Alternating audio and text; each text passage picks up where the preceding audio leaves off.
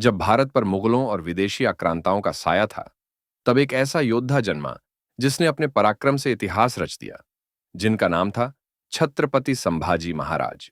संभाजी का जन्म 14 मई 1657 को हुआ था। वे छत्रपति शिवाजी महाराज के पुत्र थे, लेकिन उनका जीवन कभी भी आसान नहीं था। छोटी उम्र में ही उन्हें काशी के बनारस में शिक्षा के लिए भेजा गया। वे संस्कृत, मराठी, फारसी और कई अन्य भाषाओं के झाता थे। साल 1680 जब छत्रपति शिवाजी महाराज का निधन हुआ, तब मराठा साम्राज्य एक नाजुक मोड़ पर खड़ा था।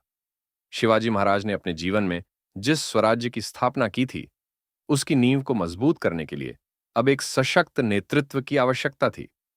परंतु उनके जाने के बाद साम्राज्य आंतरिक कलह, षड्यंत्रों और बाहरी आक्रमणों से घिर गया। मुगलों की कुटिल राजनीति, भीतरघात करने वाले राजदरबारी और कुछ स्वार्थी सरदार, इन सभी की नजरें मराठा साम्राज्य को कमजोर करने पर थीं। शिवाजी महाराज के दो पुत्र थे, संभाजी और राजाराम, लेकिन उत्तराधिकार को लेकर विवाद खड़ा हो गया।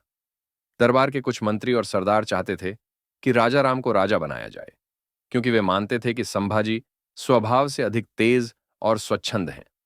दूसरी ओर संभाजी महाराज एक कुशल योद्धा, निडर सेनापति और रणनीतिकार थे, जिन्होंने बचपन से ही युद्ध कला में महारत हासिल की थी। वे जानते थे कि मुगलों और अन्य शत्रुओं से लड़ने के लिए एक मजबूत नेतृत्व आवश्यक है, इसलिए उन्होंने सत्ता संघर्ष का डटकर सामना किया। लेकिन यह आसान नहीं था। मुगलों के एजेंट और राजदरबार के विरोधियों ने उनके खिलाफ कई षड्यंत्र रचे।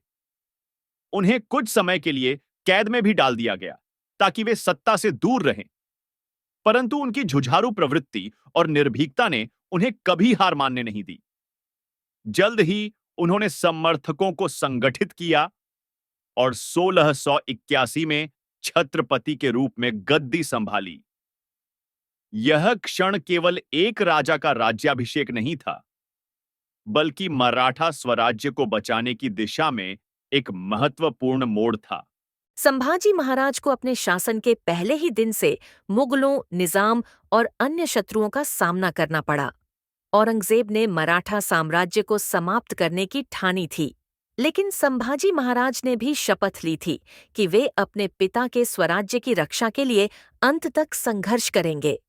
उन्होंने अपने पराक्रम, चतुराई और अपराजेय युद्ध नीति से मराठा सेना को संगठित किया और मुगलों के छक्के छुड़ा दिए। उनका शासन संघर्षों से भरा था, लेकिन वे कभी पीछे नहीं हटे। उनका हर कदम मराठा साम्राज्य को मजबूती देने की दिशा में था। इतिहास गवाह है कि शिवाजी महाराज के बाद यदि कोई शासक मराठा साम्राज्य को बचाने के लिए पूर्ण समर्पण और बलिदान के साथ लड़ा, तो वह थे संभाजी महाराज। संभाजी महाराज के अपने सगे रिश्तेदार भी षड्यंत्रों में शामिल थे। उनकी सौतेली मां सोयराबाई, जो राजाराम महाराज की माता थीं, चाहती थीं कि उनका पुत्र ही मराठा साम्राज्य का उत्तराधिकारी बने। इसके लिए उन्होंने कई मंत्रियों और सरदारों का समर्थन जुटाया और संभाजी महाराज को सत्ता से दूर करने का षड्यंत्र रचा। उन्हें गिरफ्तार तक कर लिया गया और रायगढ़ किले में कैद कर दिया गया ताकि वे शासन नहीं संभाल सकें। लेकिन संभाजी महाराज एक सच्चे योद्धा थे। उन्होंने किसी भी परिस्थिति में हार नहीं मानी। अपने वफादार साथियों की मदद से वे कैद से बाहर निकले और अपनी शक्ति को फिर से संगठित किया। परंतु षड्यंत्रों का द्वार यहीं नहीं रुका। कई बार उनके ही कुछ सरदारों ने उन्हें कमजोर करने के लिए विद्रोह किया। राज दरबार में चल रही गुप्त साजिशों की वजह से उन्हें कई बार राज्य से दूर भी रहना पड़ा, ताकि अपने विरोधियों की चालों को नाकाम कर सकें। लेकिन संभाजी महाराज हमेशा मराठा साम्राज्य की रक्षा के लिए खड़े रहे। उन्होंने न केवल आंतरिक विरोधियों का सामना किया, बल्कि बाहर से आक्रमण कर रहे मुगलों, निजाम और अन्य दुश्मनों से भी संघर्ष किया।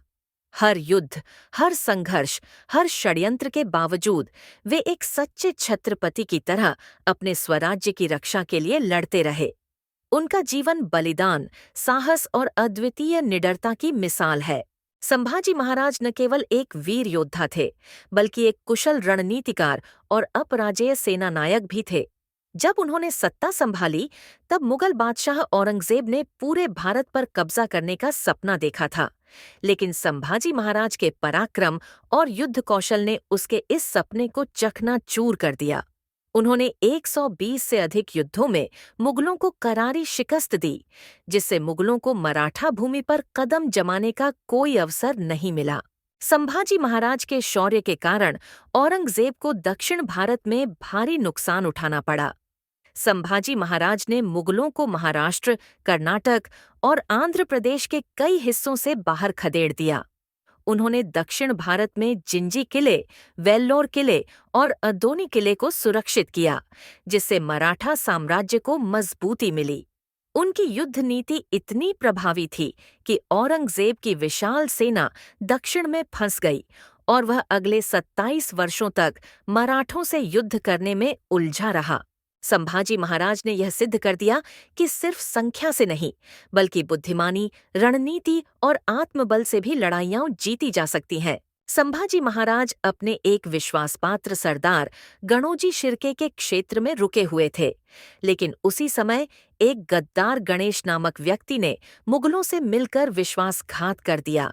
उसने मुगलों को गुप्त रूप से सूचना दे दी कि संभाजी महाराज संगमेश्वर में हैं और वे अपनी सेना के कुछ चुने हुए सैनिकों के साथ आराम कर रहे हैं। जैसे ही औरंगजेब को यह सूचना मिली, उसने मुगल सेनापति मुकर्रब खान और तहनियात खान को एक विशाल सेना के साथ भेजा। रात के अंधेरे में भारी संख्या में मुगल सैनिकों ने संगमेश्वर के जंगल को चारों तरफ से घेर लिया। संभाजी महाराज को भनक भी नहीं लगी कि उनके ही एक व्यक्ति ने उनकी पीठ में छुरा घोंप दिया है।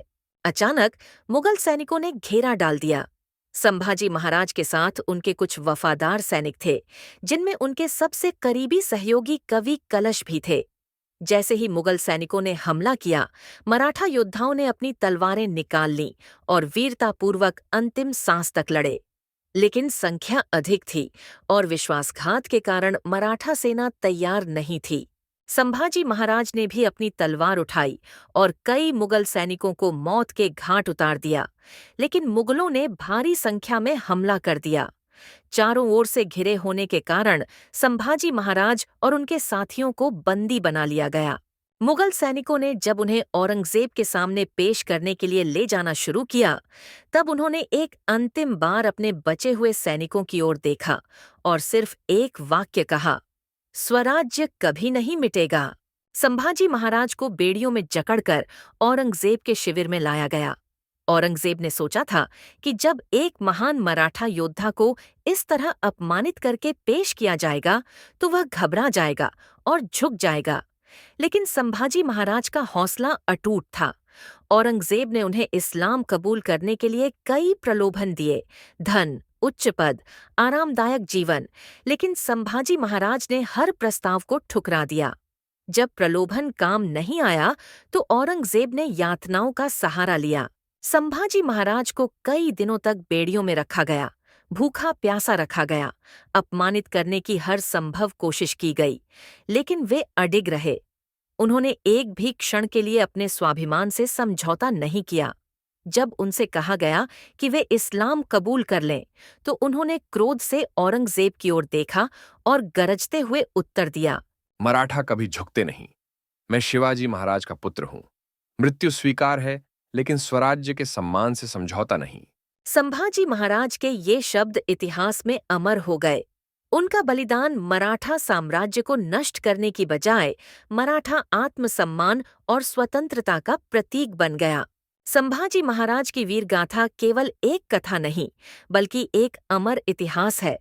वह इतिहास जिसने यह साबित कर दिया कि अन्याय के सामने झुकना कायरता है, लेकिन उसके विरुद्ध लड़ना ही सच्ची वीरता है। उनकी स्मृति, उनका बलिदान और उनका पराक्रम सदैव भारतीय इतिहास में अमर रहेगा। यह कहानी केवल इतिहास का एक अध्याय नहीं, बल्कि हर उस व्यक्ति के लिए एक संदेश है जो अन्याय के विरुद्ध संघर्ष करता है। छत्रपति संभाजी महाराज अमर हैं, उनकी गाथा युगों युगों तक प्रेरणा देती रहेगी। जय भवानी, जय शिवाजी, जय संभाजी। अगर आपको यह कहानी पसंद आई हो तो इसे लाइक करें, शेयर करें और चैनल को सब्सक्राइब करें ताकि हम ऐसी और ऐतिहासिक कहानियां आप तक ला सकें।